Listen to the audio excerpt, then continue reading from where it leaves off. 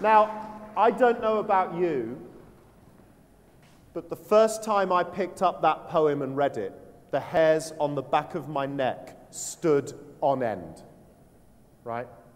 Is that not one of the most remarkable poems you've ever heard? Forget that he's a 9-year-old child. Isn't that just... Let me ask you a question. Has that child understood the concept of empathy, do you think? And how, right?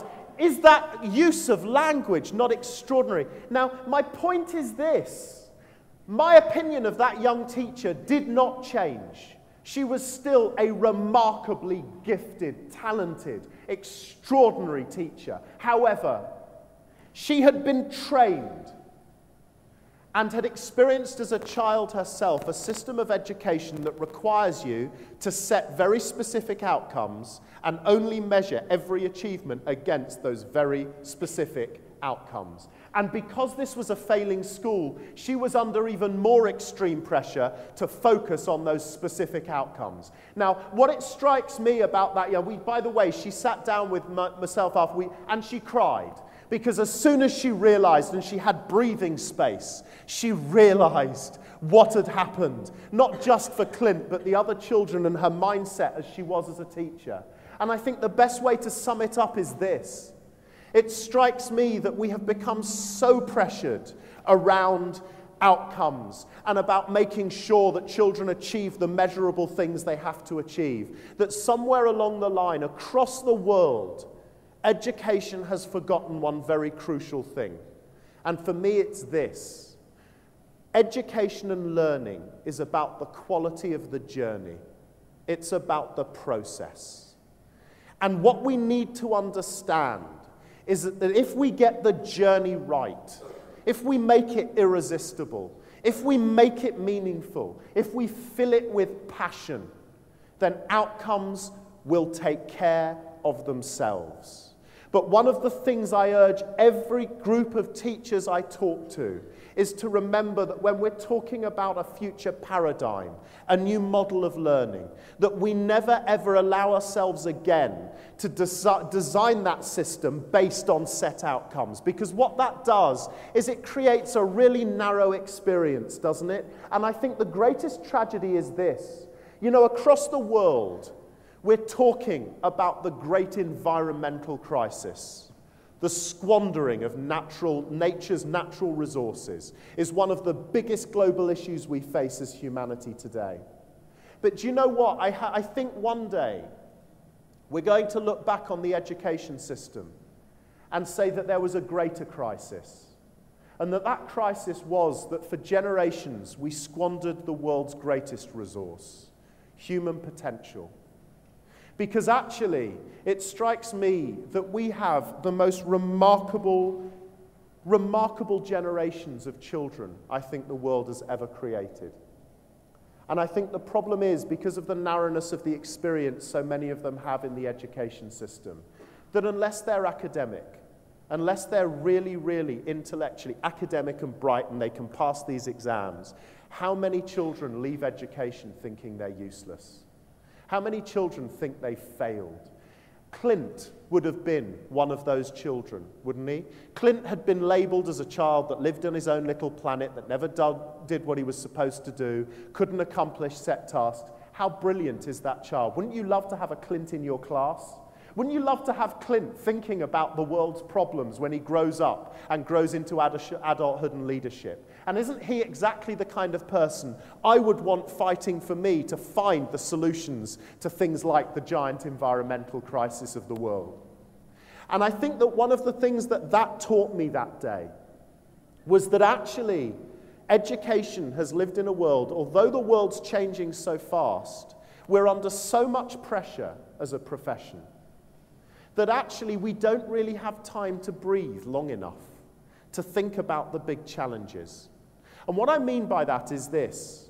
Education over the last 100 years has had many, many new initiatives, many new things brought in, new ideas. Every 2 days there's a new idea. Just to give you an idea of the scale of the issue, by the way, since England launched its national curriculum in 1988, 1989, the government alone have tried to make 700 strategic changes to the national curriculum in 20 years.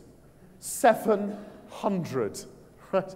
So we're living in a world where teachers are constantly juggling with trying to put new ideas on top of a system that's already overloaded and already far too pressured.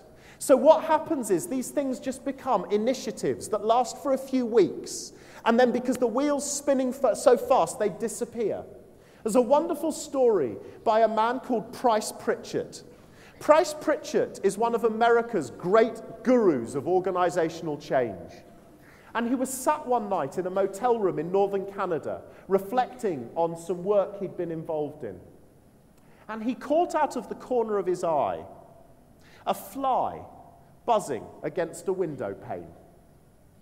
And he sat reflecting on this fly buzzing against this window pane.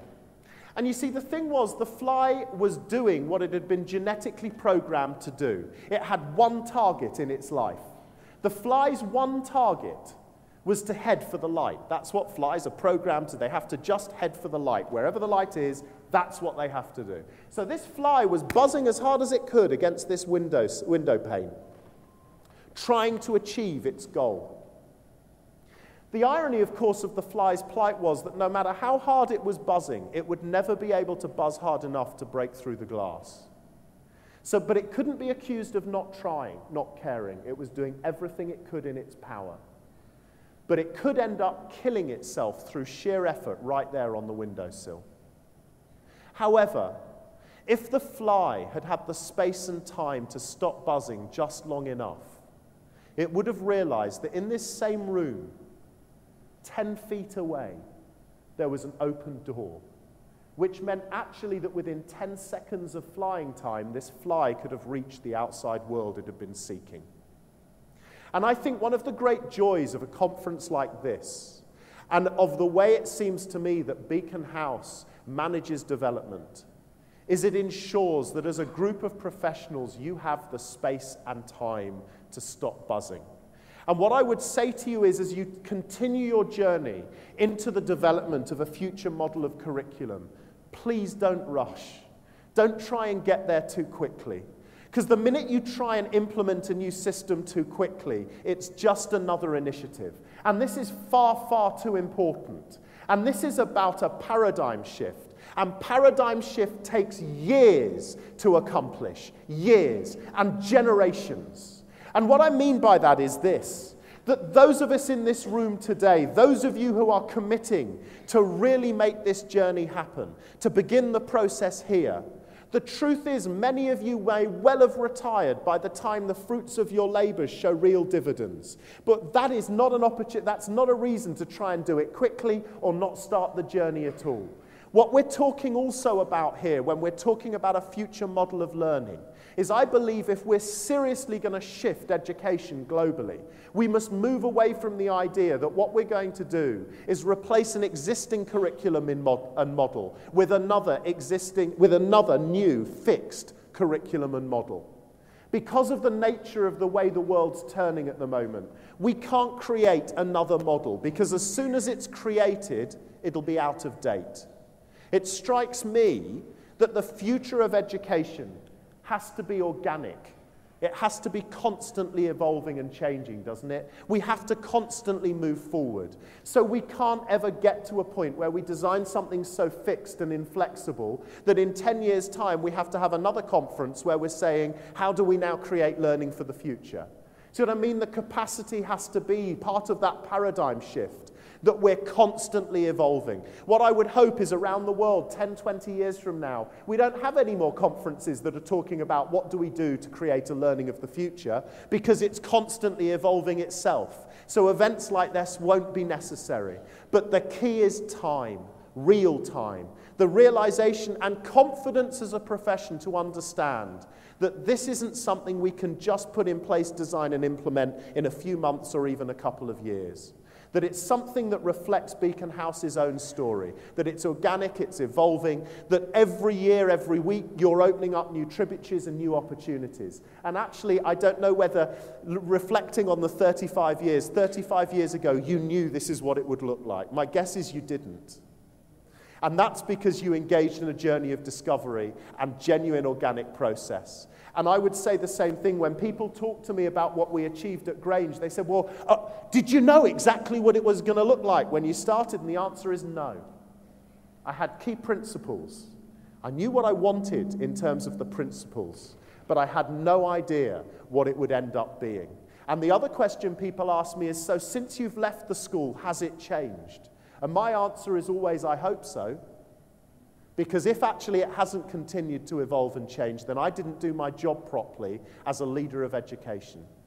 I think the greatest challenge that faces us, and interestingly, I heard people talking about this yesterday, and the reason why we need to create a constantly evolving system is because of this rate of development in the world. And one of the key elements, of course, it's not all about technology, we have to be very careful, but one of the key levers for change in this world has become technology, hasn't it? I mean, 20 years ago, let's just reflect on this for a minute. So much of technology has become part of our daily lives we forget. 20 years ago, who knew mobile phones? Who knew that you'd never be actually off work? Who knew that somebody could contact you 24 hours a day?